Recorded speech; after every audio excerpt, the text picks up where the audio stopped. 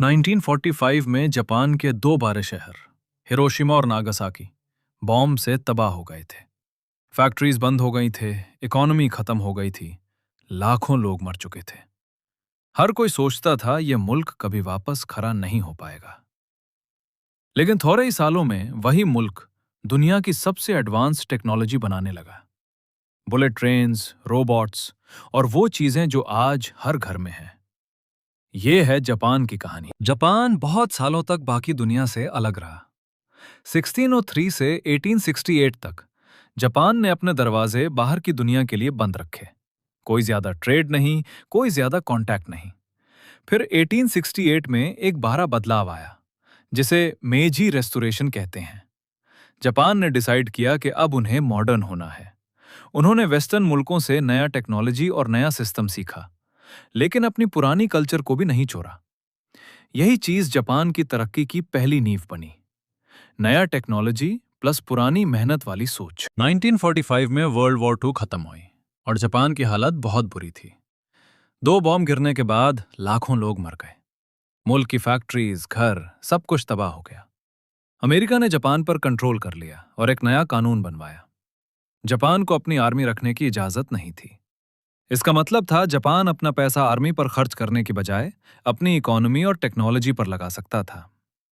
यह एक बड़ी वजह बनी कि जापान इतना जल्दी आगे बढ़ा, क्योंकि जो पैसा दूसरे मुल्क आर्मी पर लगाते थे, जापान वही पैसा कंपनीज और रिसर्च पर लगा रहा था। 1950 से 1980 तक जापान ने एक ऐसा कमाल कर दिखाया जिसे जापान का इकोनॉमिक मिरेकल कहा जाता है।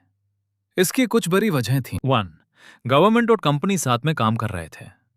गवर्नमेंट ने कुछ खास इंडस्ट्रीज की मदद की, जैसे गाड़ी बनाने वाली कंपनीज, इलेक्ट्रॉनिक्स बनाने वाली कंपनीज। टोयोटा, सोनी, पैनासोनिक जैसी कंपनीज को मदद दी गई ताकि वो बढ़ सकें। तो काम की क्वालिटी पर जोर, काइजन। जापान ने एक सोच बनाई जिसे काइजन कहते हैं, मतलब हमेशा बेहतर बनाते रहो। हर वर्कर खुद अपना काम बेहतर बनाने का तरीका ढूंढता था। इसी वजह से मेड इन जापान, जो कभी सस्ता और खराब समझा जाता था, 1970 तक दुनिया की बेहतरीन क्वालिटी बन गया। 3. अच्छी तालीम। जापान ने अपने स्कूल्स में मैथ और साइंस पर बहुत जोर दिया। बच्चों को छोटे से ही डिसिप्लिन और मेहनत सिखाई जाती है। 4. काम करने का तरीका। जापान के लोग अपनी कंपनी के साथ बहुत लॉयल होते हैं, लंबी आवर्स काम करते हैं और अकेले की बजाय टीम के साथ मिलकर काम करना पसंद करते हैं। 1970 से 1990 तक जापान टेक्नोलॉजी में दुनिया का लीडर बन गया। गाड़ियां, टोयोटा और होंडा ने ऐसी गाड़ियां बनाएं जो कम पेट्रोल लें और ज्यादा चले। अमेरिकन गाड़ियों से बेहतर समझी रही। टोयोटा का काम करने का तरीका दुनिया भर की कंपनीज ने कॉपी किया। इलेक्ट्रॉनिक्स, सोनी का वॉकमैन, फिर टीवीज, कैमराज और गेमिंग कंसोल्स, निंटेंडो, प्लेस्टेशन, सब दुनिया भर में मशहूर हो गए। रोबोट्स, जापान रोबोट्स बनाने में भी आगे निकल गया।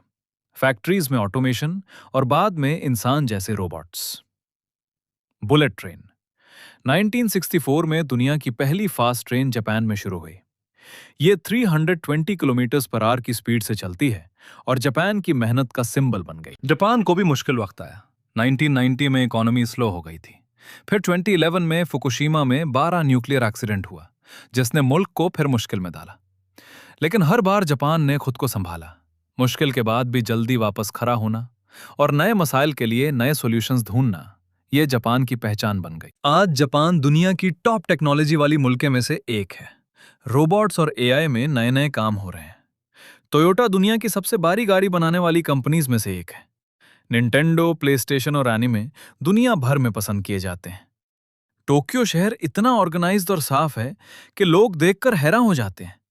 आपके ख्याल में क्या जापान अपनी टेक्नोलॉजी में आगे रहेगा या चाइना और साउथ कोरिया उससे आगे निकल जाएंगे? कमेंट्स में जरूर बताइए। अगर वीडियो पसंद आई, चैनल सब्सक्राइब करना ना भूलें। हम ऐसे ही मुल्कों की सक्सेस स्टोरीज लाते रहते हैं।